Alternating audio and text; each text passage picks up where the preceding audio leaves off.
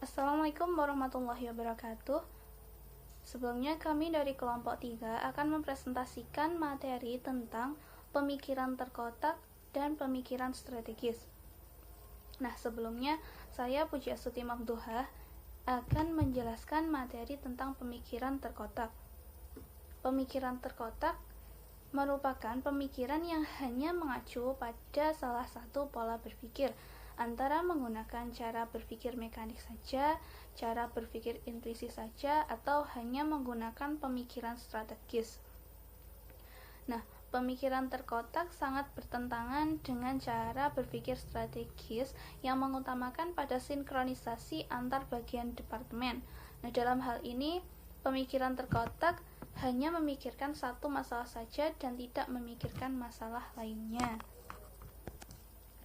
Nah, lalu pemikiran terkotak ini mempunyai beberapa karakteristik. Untuk yang pertama, itu hanya terfokus pada peran fungsi, jenis pekerjaan, atau wilayah teritorial saja.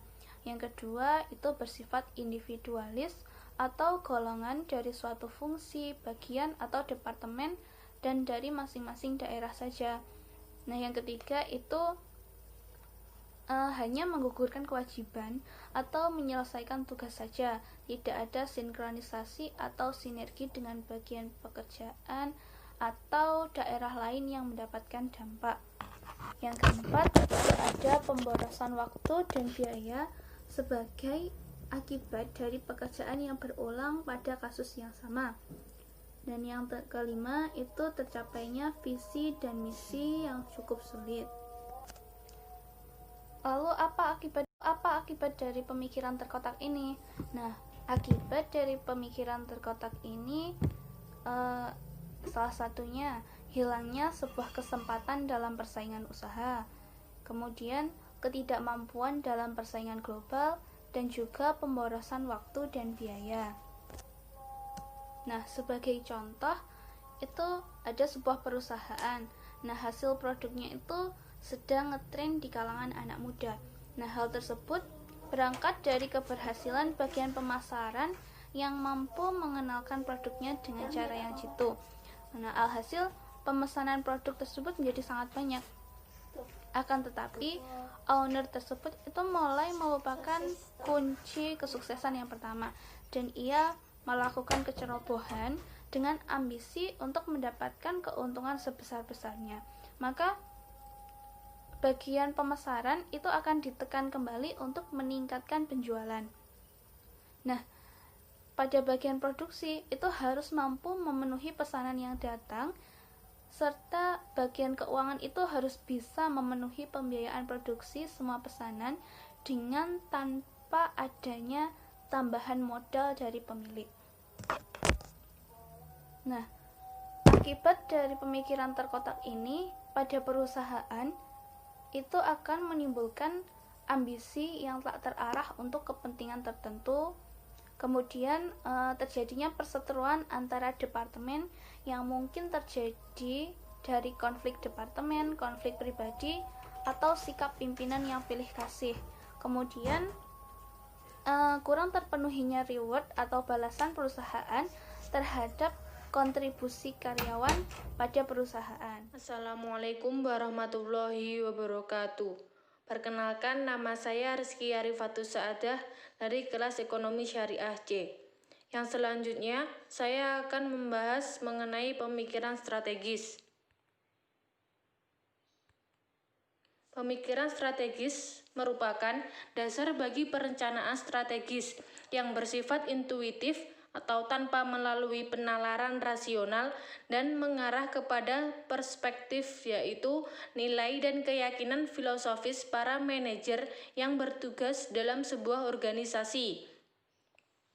Hal terpenting dalam pemikiran strategis adalah memperoleh kesatuan pendapat di antara anggota tim manajemen mengenai sifat dan ruang lingkup organisasi.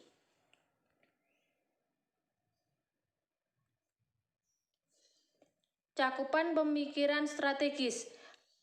Cakupan pemikiran strategis ada dua. Yang pertama, pemikiran strategis individual, yaitu mencakup penerapan pertimbangan berdasarkan pengalaman untuk menentukan arah di masa depan. Yang kedua, pemikiran strategis organisasi, yaitu gabungan pikiran-pikiran kreatif menjadi tujuan bersama untuk suatu organisasi melangkah ke masa depan dengan suatu sikap untuk memenuhi kebutuhan semua pihak yang berkepentingan. Assalamualaikum warahmatullahi wabarakatuh. Perkenalkan, nama saya Novita Febrianti dari kelas ESC. Yang selanjutnya saya akan menjelaskan mengenai pentingnya pemikiran strategis. Pemikiran strategis itu penting. Mengapa? Yang pertama, karena kita perlu mempertimbangkan yang sehat berdasarkan informasi yang memadai. Hal tersebut adalah salah satu hal terpenting yang diharapkan oleh organisasi dari seorang manajernya. Yang kedua, agar efektif. Pertimbangan kolektif bergantung pada pembuat keputusan kunci di suatu organisasi yang mempunyai visi yang jelas dan konsisten mengenai arah organisasi Anda di masa yang akan datang. Kemudian yang ketiga yaitu visi organisasi. Visi organisasi ini lebih didasarkan pada bagaimana pembuat keputusan kunci ini melihat dan merasa, bukan pada hasil dari analisis sistematik manapun. Yang keempat, pemikiran strategis memasukkan nilai-nilai, visi, misi, serta strategi yang cenderung menjadi unsur yang intuitif daripada analisis atau berdasarkan data.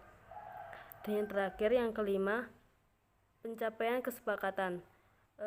Pencapaian kesepakatan atas dasar unsur-unsur ini di antara anggota manajemen merupakan prasyarat yang penting bagi perencanaan yang efektif. Kemudian, pemikiran strategis adalah untuk memperkirakan masa yang akan datang tanpa harus dihambat oleh hal-hal praktis, karena penekanan dalam pemikiran strategis bukan pada mempersoalkan bagaimana cara mencapai hasil yang mungkin diperlukan dalam suatu organisasi. Sekian dari saya. Wassalamualaikum warahmatullahi wabarakatuh. Assalamualaikum warahmatullahi wabarakatuh. Saya Siska Nur Fitriyanti. Di sini saya akan melanjutkan penjelasan pada poin pemikiran strategis, yaitu tujuan dan unsur-unsur proses pemikiran strategis. Seperti yang sudah dijelaskan di awal, bagaimanakah proses pemikiran strategis ini dan apa sih pentingnya melakukan pemikiran strategis? Nah, di sini saya akan menjelaskan apa tujuan dari kita harus berpikir atau melakukan pemikiran strategis. Yang pertama, pemikiran strategis ini bertujuan untuk membantu manajer mengeksploitasi tantangan-tantangan baik yang dapat diramalkan maupun yang tidak, yang tentunya akan terjadi di masa depan, bukan hanya untuk mempersiapkan diri pada satu kemungkinan di keesokan hari. Jadi, pemikiran strategis ini bagi suatu organisasi, tentunya bagi manajer sendiri, di mana manajer ini bisa meramalkan ataupun melakukan beberapa solusi ataupun meramalkan beberapa masalah yang mungkin akan terjadi di masa depan. Tentunya masalah-masalah yang akan timbul tidak hanya satu atau dua. Jadi dengan pemikiran strategis ini, manajer bisa meramalkan beberapa kemungkinan yang akan terjadi. Yang selanjutnya, pemikiran strategis membentuk dasar bagi pengambilan keputusan strategis, karena tanpa dasar pemikiran strategis, keputusan dan tindakan setelahnya kemungkinan akan terpecah-pecah dan tidak sejalan dengan kesehatan organisasi dalam jangka panjang. Karena bagi manajer, di awal tadi kita meramalkan beberapa kemungkinan yang terjadi, dengan pemikiran strategis ini akan menentukan bagaimana pengambilan keputusan yang akan datang. Karena pengambilan keputusan itu akan menentukan bagaimana hasil dalam organisasi tersebut. Jadi dengan pemikiran strategis ini, keputusan-keputusan dan tindakan-tindakan yang diambil kemungkinan akan sudah ada solusi pada masalah-masalah yang akan timbul. Yang selanjutnya yaitu unsur-unsur proses pemikiran strategis. Jadi ada 4 poin unsur proses pemikiran strategis. Yang pertama yaitu nilai-nilai.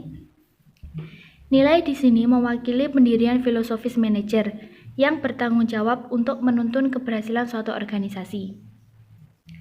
Pada pemikiran strategis, manajer sudah mempersiapkan atau meramalkan beberapa kemungkinan dari masalah-masalah yang akan timbul atau dari kemungkinan-kemungkinan yang akan terjadi pada organisasi tersebut, dan peramalan ataupun yang telah dikonsepkan dari awal itu adalah tanggung jawab untuk menuntun keberhasilan suatu organisasi. Karena suatu organisasi itu akan berhasil jika pada awalnya menggunakan nilai-nilai yang sesuai dengan organisasi tersebut. Yang kedua yaitu misi. Misi di sini merupakan pernyataan yang menjelaskan konsep organisasi, sifat organisasi, dan prinsip serta nilai yang menjadi landasan jalannya suatu organisasi. Pada pemikiran strategis, pada poin misi, di sini organisasi itu harus berkonsep, harus memiliki sifat yang jelas, prinsip, serta nilai-nilai yang nanti akan membantu keberhasilan suatu organisasi tersebut. Yang ketiga yaitu visi. Di sini visi adalah representasi dari apa yang diyakini. Sebagai bentuk visi ini sendiri adalah bagaimana organisasi itu membuktikan apa yang telah dirumuskan di awal ataupun beberapa misi yang mungkin di awal sudah ditentukan. Nah, bagaimana suatu organisasi itu bisa membuktikan apakah misi ataupun nilai ataupun tujuannya dari awal sudah ditetapkan itu akan menjadi hal yang baik di masa depan bagi organisasi tersebut.